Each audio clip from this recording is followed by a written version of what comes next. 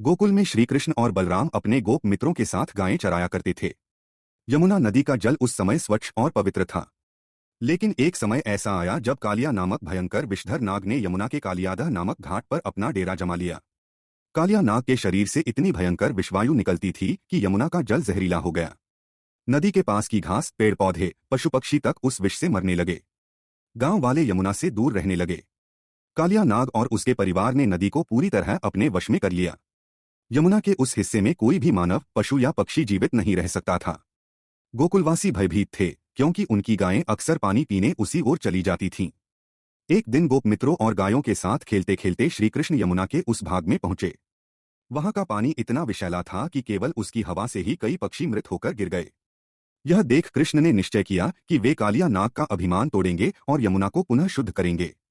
कृष्ण ने खेलते खेलते अपनी गेंद उसी दिशा में फेंकी और उसे लेने बहते बहते सीधे कालिया दह में उतर गए। वहां पहुंचते ही कालिया नाग ने अपने विशाल फन उठाकर कृष्ण को जकड़ लिया। नागराज के फनों से विष की आग निकल रही थी, जिससे यमुना का जल उबलने लगा। कृष्ण को नाग के फनों में बंधा देख ग्वाल बाल चीख पड़े। वे भागते हुए नंद बाबा और ब्रजवासियों को बुलाने लगे। सारा गोकुल वहां एकत्र हो गया। सभी रो रहे थे कि हमारे कन्हैया को नाग ने जकड़ लिया है। माता यशोदा, रोहिणी और गोपियां विलाप करने लगीं। लेकिन कृष्ण तो स्वयं नारायण के अवतार थे।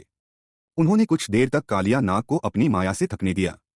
जब नाग थककर धीमा पड़ा तो श्रीकृष्ण अचानक उसके फनों से निकलकर उसके सिर पर चढ़ गए। कृष्ण ने अपने दोनों पांवों से नागराज के फनों पर नृत्य करना शुरू किया। वे एक एक कर सभी फनों पर कूदते रहे। हर बार जब वे कूदते तो कालिया नाग का सिर झुक जाता। कृष्ण का दिव्य नर्तन इतना प्रभावशाली था कि नागराज व्याकुल होकर थक गया। नागिनियां, कालिया की पत्नियां, अपने पति को बचाने के लिए रोती हुई कृष्ण के चरणों में आकर गिड़गिड़ाने लगीं। हे प्रभु, हमारे स्वामी को क्षमा कर दीजिए। वह अहंकारी हो गया था। आपकी शरण में है।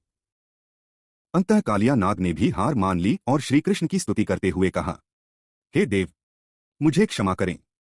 मैं अज्ञानी हूं। अब कभी भी प्रजा को कष्ट नहीं दूंगा। कृष्ण ने उसे आज्ञा दी कि हे कालिया, अब तुम यहां से तुरंत निकल जाओ और समुद्र में जाकर निवास करो। यमुना ब्रजवासियों की जीवनधारा है, इसे दूषित मत करो। कालिया नाग ने हाथ जोड़कर प्रणाम किया और अपने परिवार समेत यमुना छोड़कर सागर की ओर चला गया। कालिया नाग के जाने से यमुना पुनः निर्मल और पवित्र हो गई। गोकुलवासियों ने आनंदपूर्वक श्रीकृष्ण की स्तुति की। सभी ने जाना कि उनका लाला साधारण बालक नहीं, स्वयं भगवान विष्णु का अवतार है। अहंकार और अन्याय करने वाला चाहे कितना भी शक्तिशाली क्यों न हो, अंततः धर्म और सत्य के आगे झुकता ही है। भगवान सदैव अपने भक्तों और प्रजा के कल्याण के लिए बुराइयों का दमन करते हैं। विष और पाप को हराने वाला केवल प्रभु का दिव्य प्रकाश ही होता है।